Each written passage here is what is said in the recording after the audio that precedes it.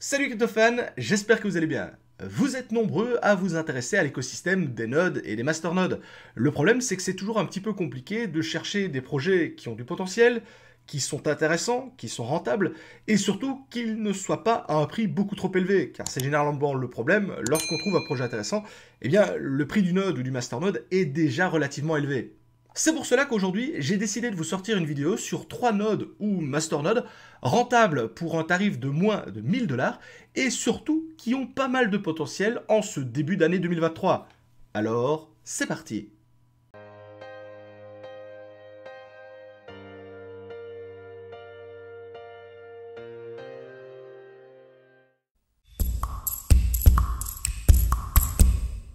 Mais avant d'aller plus loin dans cette vidéo, je tiens à vous partager les conditions que je me suis fixées, notamment pour sélectionner les différents nodes ou masternodes. De cette façon, vous comprenez un petit peu le cheminement qui m'a amené à sélectionner ce node plutôt qu'un autre, et notamment un petit peu la stratégie que j'ai essayé de mettre en place pour vous proposer justement ces nodes qui, d'après moi, sont quand même pas mal intéressants. La première condition, c'est que le node soit à moins de 1000 dollars ou tout du moins qu'il soit accessible pour moins de 1000 dollars. En effet, on va le voir, pour certains nodes, il y a effectivement la possibilité de le monter pour un tarif moins élevé que 1000 dollars, mais par la suite, il y a effectivement cette possibilité de continuer à accumuler des coins et donc de dépasser la barre des 1000 dollars. Mais vraiment, le but ici, c'est d'avoir un node au moment où je tourne cette vidéo qui va vous coûter moins de 1000 dollars et de manière générale, les nodes que je vais vous proposer sont plutôt aux alentours des 400 à 500 dollars plutôt que des 1000 dollars. La deuxième condition, c'est que l'on ait affaire à un vrai node ou un vrai masternode et pas à du delegate proof of stake. C'est-à-dire que dans cette vidéo, forcément, vous n'allez pas retrouver du staking d'Atom, de Crow, de Polygon, puisque là, on est sur de la délégation de fonds, on ne possède pas réellement son node. Ici, le but, ça va vraiment d'être de garder la main sur nos coins et de monter notre propre node, notre propre masternode. Troisième condition, je veux que le node soit rentable à l'instant T. C'est-à-dire qu'on ne va pas du tout partir dans des nodes où on se dit « Ok, mais si le coin prend de la valeur dans le futur, il sera peut-être rentable à condition que... » Non, non, on ne part pas du tout dans cette optique-là. Le node doit être rentable dès à présent, c'est-à-dire qu'il doit au moins payer ses frais d'hébergement et son frais de financement, mais surtout vous rapporter un petit quelque chose derrière, parce qu'encore une fois, le but de la vidéo, c'est que le node soit rentable et vous rapporte un petit quelque chose au final lorsque vous allez le monter. Et tant qu'à faire, si ce petit quelque chose peut être un moyen ou un gros quelque chose, on va essayer d'en profiter. Le quatrième point fait également référence à cette rentabilité. Il faut que le ROI, c'est-à-dire le retour sur investissement ou l'APR, soit intéressant. Parce que oui, on est bien d'accord que si vous achetez un node à 500 dollars et que chaque année il vous rapporte par exemple 2 dollars et que ça couvre ses frais de fonctionnement, oui, sur le papier vous êtes rentable, sauf qu'on est bien d'accord que bloquer 500 dollars pour gagner 2 euros ou 2 dollars derrière, c'est pas ce qu'il y a de plus intéressant. Et c'est notamment ce que j'ai cherché au niveau des notes que je vais vous présenter. Il faut que derrière, le gain, ça puisse vous permettre de vous faire un petit peu plaisir également. Le but, c'est pas de générer quelques centimes par année, il faut vraiment que ce soit quelque chose d'intéressant. Le cinquième point, c'est probablement le plus important à mes yeux, c'est que le projet soit sérieux et long terme. On est bien d'accord que, comme dans toutes les crypto-monnaies et dans tous les coins et tokens différents qui existent, il y a parfois la possibilité de faire de très jolis coups sur des crypto-monnaies, mais il faut avoir un petit peu de chance, il faut être placé au bon moment, au bon endroit, il faut avoir su se positionner rapidement, etc. etc. Ici, le but, c'est justement d'avoir plutôt un investissement passif, sans trop devoir se prendre la tête, et pour ça, il faut que, de 1, le projet soit sérieux, parce qu'effectivement, si le projet vient disparaître dans 2 mois, bah, c'est peut-être pas la meilleure des choses. Et en second point, il faut également qu'il puisse perdurer dans le temps, puisque effectivement, c'est bien sympa par exemple d'avoir du 200% d'APR sur certains coins, et oui, c'est possible, sauf que la semaine suivante, on n'est plus qu'à 10%, et là, ça change directement toutes les statistiques. Donc encore une fois, ici, il faut quelque chose qui soit sérieux au moment où je vous en parle, et qui soit également pérenne dans le temps. On est encore qu'en début 2023, ce type de note doit justement pouvoir perdurer 2023, 2024, etc., etc. Le sixième point est également un point très important selon moi, mais qui est très souvent négligé par de nombreux investisseurs au niveau des nodes, c'est le fait que les volumes soient suffisants sur les exchanges pour vendre les rewards. Parce qu'effectivement, il n'y a rien de plus frustrant que d'avoir un node, par exemple, qui va vous générer pas mal de rewards, sauf que malheureusement, derrière, sur les plateformes d'échange, il n'y a personne qui achète le coin, et donc virtuellement, vous êtes riche, vous allez générer des revenus, vous allez gagner de l'argent. Sauf que cet argent, comme vous n'allez pas pouvoir le sortir contre d'autres crypto-monnaies, des stablecoins, etc., eh bien, vous êtes bloqué dans la crypto-monnaie générée par votre node. Et ça peut être un gros problème dans le développement futur. Donc ici également, pour les nodes que j'ai choisies, il faut qu'il y ait pas mal de volume sur les exchanges pour vous permettre facilement de vendre vos rewards générés. Et pour finir, le dernier point qui découle de cet avant-dernier point, il faut qu'il soit disponible sur les grosses plateformes d'exchange et qu'il soit facile à trouver. Parce que oui, également, il n'y a rien de plus frustrant que de vous dire « Les gars, je vous ai trouvé un super node, il est super intéressant, c'est le node qu'il vous faut, mais il est disponible sur un tout petit exchange obscur où il n'y a jamais personne qui a osé s'inscrire dessus. » Donc encore une fois, ici c'est un point que je voulais vraiment très important et qui pour moi était vraiment crucial dans ma recherche de coin. Il faut effectivement que le coin et donc le node soit disponible sur les gros exchanges comme Binance, KuCoin, Gate.io, bref, un petit peu tout ce que l'on retrouve dans le top 10 ou dans le top 20 des plus gros exchanges mondiaux. Ceci étant dit, vous comprenez un petit peu ma stratégie et ma vision au niveau de ce type d'investissement et je vous propose maintenant de voir le tout premier choix que j'ai à vous proposer pour cette première série de nodes.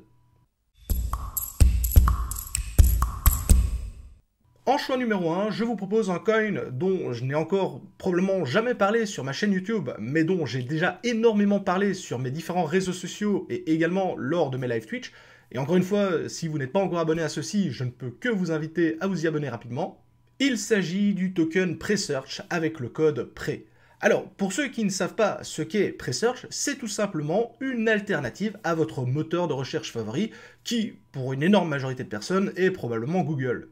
Presearch vous permet donc de faire des recherches de façon décentralisée et sans aucun tracking derrière, comme on peut l'avoir notamment sur les gros moteurs de recherche traditionnels.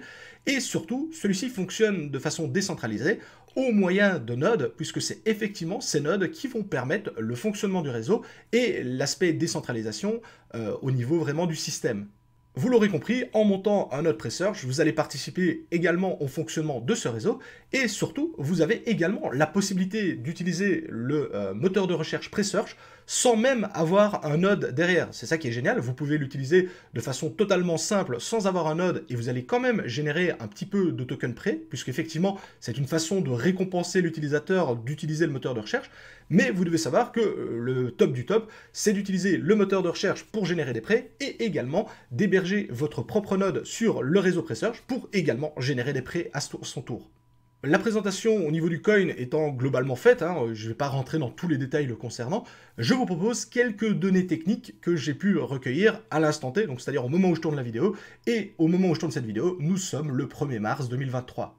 Au niveau de sa position dans le classement CMC, le token prêt est 600e, donc je vous laisse imaginer la marge de progression qu'il reste pour ce genre de token. Au moment du tournage, son prix est à 6 centimes de dollars, et le point à la limite le plus embêtant, si je puis dire, à son niveau, c'est le volume sur 24 heures qui est seulement de 200 000 dollars, ce qui représente à la fois beaucoup d'argent, mais réellement très peu dans l'écosystème des crypto-monnaies et particulièrement dans l'écosystème des nodes.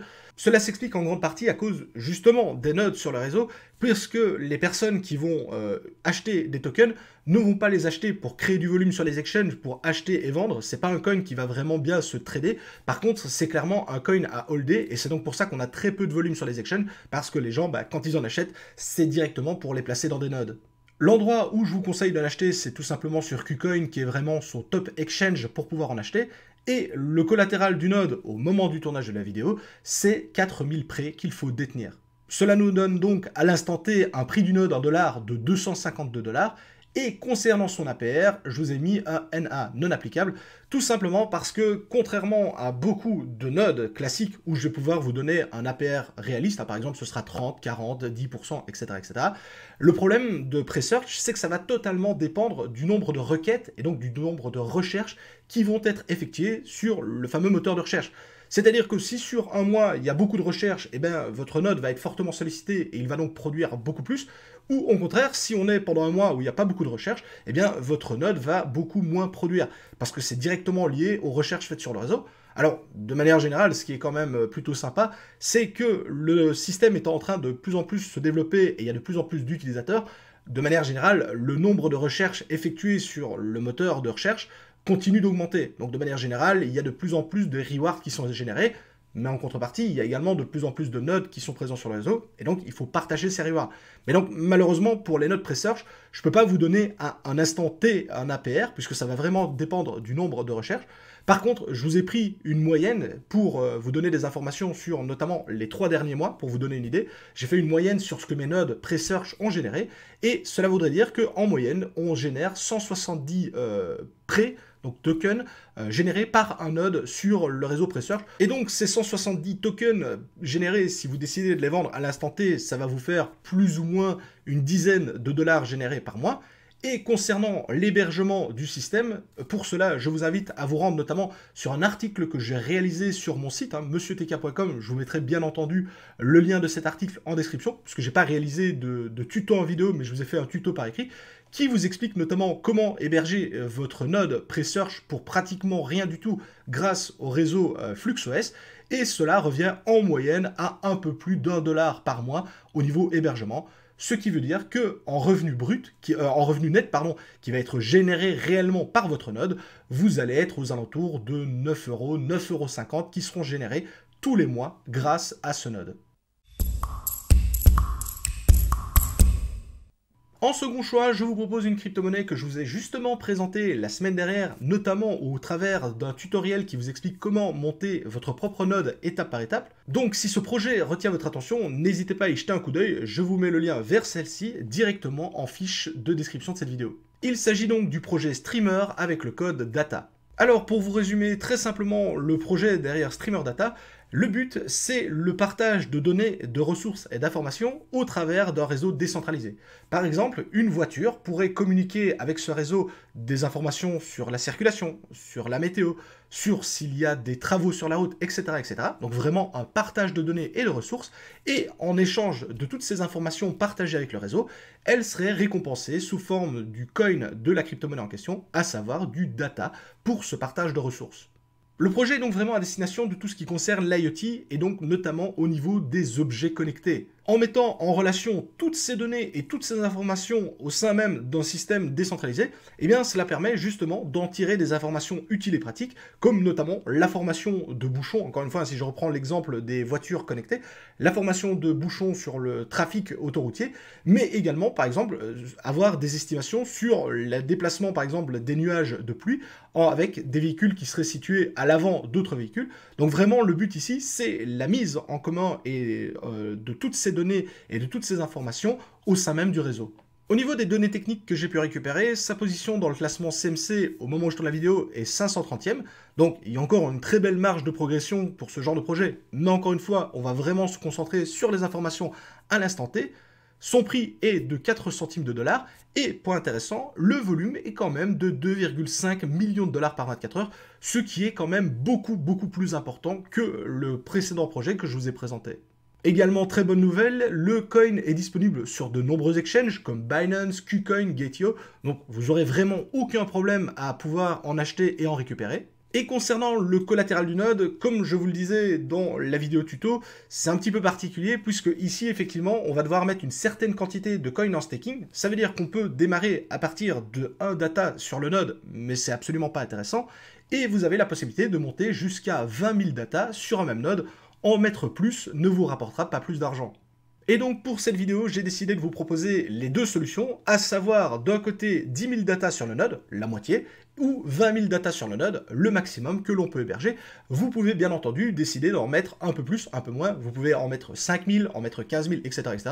Mais pour la vidéo, il a bien fallu que je fixe des collatéraux fixes. Et donc dans notre cas, pour 10 000 data en collatéral, on est sur un tarif de 400 $. Si vous voulez monter sur les 20 000, à savoir l'optimum concernant le node, il faudra débourser 800 $. L'APR du node ici est quant à lui connu, il est de 35% dans les deux cas, et ça veut dire que nous allons générer une quantité de coins, soit de 292 coins, soit de 585, en fonction de la possibilité qu'on a sélectionnée. Cela veut donc dire que notre node à 10 000 data va nous rapporter un peu moins que 12 $, et le node à 20 000 data, lui, va nous rapporter un peu plus que 23 $. Au niveau de la dépense, le coût va être exactement le même, puisqu'il va falloir de la même façon déployer exactement le même node, peu importe la quantité de data que vous allez mettre en staking sur ce node. Donc dans les deux cas, on est un petit peu en dessous de 2 $.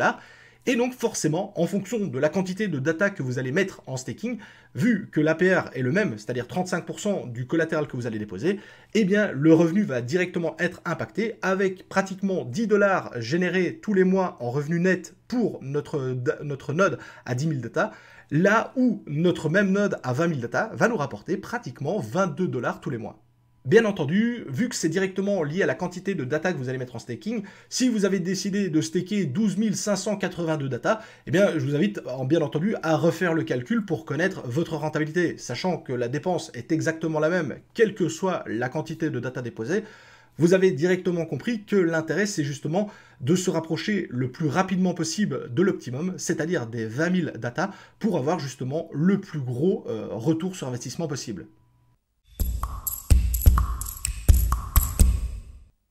Et pour finir, en troisième choix, je vous ai mis un node qui est quand même pas mal controversé. J'ai vraiment hésité à le mettre dans ce classement, mais je me dis que pour certains d'entre vous, notamment des personnes qui sont peut-être un peu plus avancées dans l'écosystème des nodes, ça peut quand même être une opportunité intéressante, mais il faudra vraiment bien le surveiller. Il s'agit de Beldex avec le code BDX.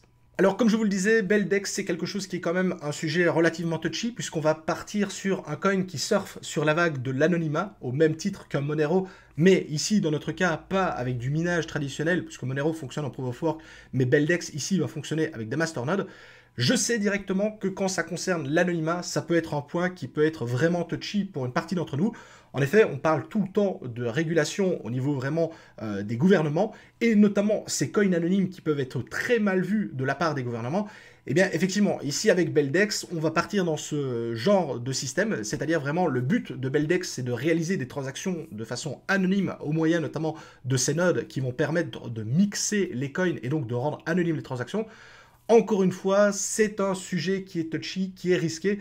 Donc, comme je vous le disais, j'ai hésité à le mettre. Je vous l'ai mis pour ceux que ça intéresse. À titre d'information, on n'est pas du tout sur les deux choix précédents que je vous ai présentés, à savoir Presearch et Streamer. Presearch et Streamer, voilà, ce sont des coins, tout ce qu'il y a de plus classique, on va dire, au niveau vraiment de la philosophie qui est derrière ce genre de projet. Ici, Beldex, ben, vous êtes prévenus. Et donc, au niveau des informations techniques que l'on a sur lui, eh bien, sa position au niveau du classement CMC, c'est 236e. On remarque là, par exemple, qu'on est déjà sur un coin qui est beaucoup plus présent, qui a déjà une communauté beaucoup plus importante que les autres projets. Il y a déjà beaucoup plus de fonds qui sont placés dans celui-ci. Au moment du tournage, le prix est à 3 centimes de dollars. Et également, les volumes sont de 2,4 millions par 24 heures.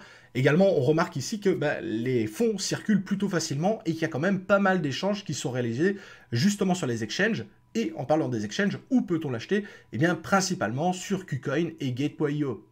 Concernant le collatéral, c'est-à-dire la quantité de coins qu'il va falloir bloquer, ici, il est de 10 000 BDX, c'est-à-dire au moment du tournage, plus ou moins 360 $. Et un point très important, contrairement également aux deux autres nodes que je vous ai présentées, c'est le fait que lorsque vous allez bloquer votre collatéral, vous avez ce qu'on appelle une période de unbunding, c'est-à-dire une période durant laquelle vous ne pouvez pas débloquer vos fonds.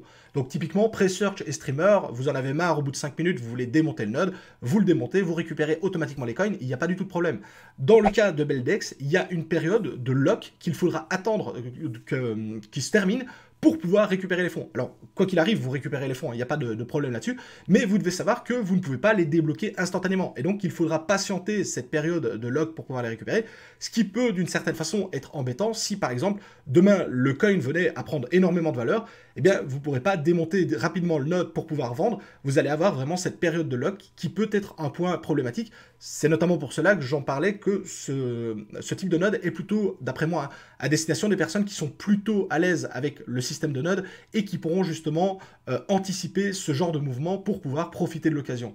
Concernant l'APR, celui-ci est plutôt confortable, on est sur un bon 40%, ce qui représente pas loin de 334 coins générés tous les mois, et à savoir donc une douzaine de dollars générés à l'instant T en fonction donc du prix du BDX. Le principal problème ici vient au niveau de la dépense pour héberger le node. Alors ici, je vous ai mis 5 $, c'est le tarif qu'il vous faudra pour héberger notamment ce node sur un VPS ou chez un prestataire de service, notamment comme Highland. Encore une fois, je vous mets le lien en description qui vous permet de payer l'hébergement directement en BDX.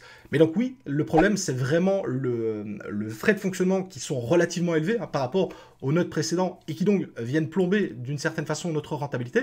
On le voit, le node ne rapporte plus en revenu net que 7 $, 7 € à la fin. Et donc, vous l'aurez compris, avec un revenu qui est quand même relativement faible par rapport aux autres investissements, avec le fait justement qu'il y ait notamment ces frais de fonctionnement qui sont plus élevés, et également cette période de lock, eh bien vraiment c'est quelque chose qui se destine plutôt à des personnes qui détiennent des nodes et qui sont déjà habituées à ce principe de fonctionnement. Je suis désolé, hein, j'insiste vraiment là-dessus, mais j'ai pas envie que des débutants tentent l'aventure sans vraiment avoir pris connaissance de la cause, parce qu'on est vraiment sur un système qui est très particulier.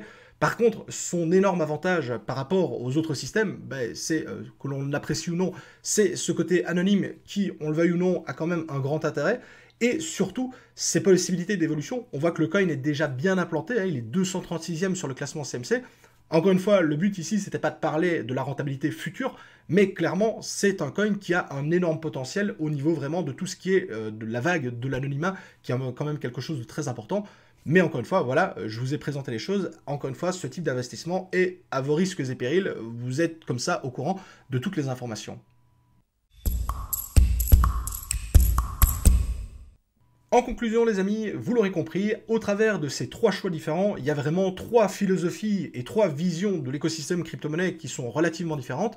Et c'est notamment un des points que je vais aborder dans ma conclusion, c'est que, ok, même s'il y a plusieurs choix possibles, rien ne vous empêche de les combiner. Et encore une fois, c'est ça qui est génial dans le monde des crypto-monnaies. Moi, en ce qui me concerne, personnellement, j'ai les trois types de nodes. Vous n'êtes bien entendu pas obligé d'avoir les trois types de nodes, mais rien ne vous empêche d'avoir un node Presearch et un node Streamer, un node Beldex, etc., etc. Encore une fois, ici, le but, c'est pas de se focaliser uniquement sur la rentabilité qui est la plus élevée en se disant « Ok, je vais tout miser sur le node le plus rentable », mais comme elles ont vraiment des visions et des philosophies différentes, eh bien, vous l'aurez compris que la rentabilité, ok, c'est un point super important, mais également vers le système et le projet que cherche à résoudre justement ce type de projet, eh bien, c'est également un point très important. Et donc, je ne peux que vous inviter, si vous en avez bien entendu la capacité, c'est de combiner ces différentes offres en fonction de ce qui vous convient le mieux, afin justement de profiter et d'avoir un maximum de cordes, un maximum de leviers avec lesquels jouer. Également, vous avez tout ce qui est les perspectives d'évolution future, c'est ce que j'étais en train de vous expliquer. On le remarque bien qu'au niveau des projets, certains vont traiter plutôt un type de sujet bien précis. Par exemple, Presearch, ça va vraiment être un moteur de recherche. Là où Streamer Data, ça va vraiment être le partage de données et d'informations au niveau de l'IoT et donc de tous les objets connectés. Ou encore la Beldex, qui est un coin qui va plutôt surfer sur le côté de l'anonymat. On sait que, ok, en Europe, on est plutôt bien loti, il n'y a pas de problème, mais dans de nombreux pays, il y a une répression et une oppression qui est très importante, et les coins anonymes ont justement un point et un coup à jouer dans ce type de régime et ce type de système. Et donc, bah voilà, encore une fois, c'est vraiment des évolutions futures qui sont très différentes en fonction des différents projets que je vous ai présentés.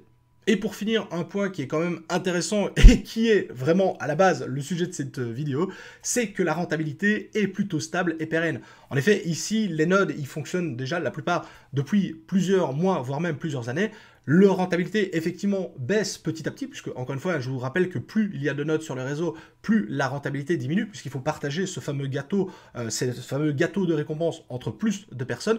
Mais de manière générale, vous n'allez pas avoir un node qui passe de 40% d'APR à 10% du jour au lendemain. C'est ça qui est bien, c'est que si vous vous lancez maintenant, juste après avoir vu, par exemple, cette vidéo, quel que soit le projet, hein, bien entendu, eh bien, l'APR que je vous ai indiqué ici devrait être plus ou moins le même. Et même, à la limite, dans plusieurs années, les APR ne devraient pas avoir trop changé, à moins qu'un des projets voilà, explose complètement au niveau visibilité. Mais si jamais c'était le cas, eh bien, vous auriez tout intérêt à vous placer justement dessus maintenant. Et donc, ça donnerait encore plus de sens à cette vidéo. Donc voilà les amis, j'espère vraiment que cette vidéo vous aura plu. Si c'est le cas, comme d'habitude, je compte sur vos likes et vos partages. Si vous n'êtes pas encore abonné à la chaîne, n'hésitez pas à cliquer sur le bouton s'abonner. C'est la meilleure façon de récompenser mon travail. Je vous souhaite à tous d'excellents investissements dans les nodes en ce début d'année 2023. C'était Monsieur TK. Ciao les crypto-fans.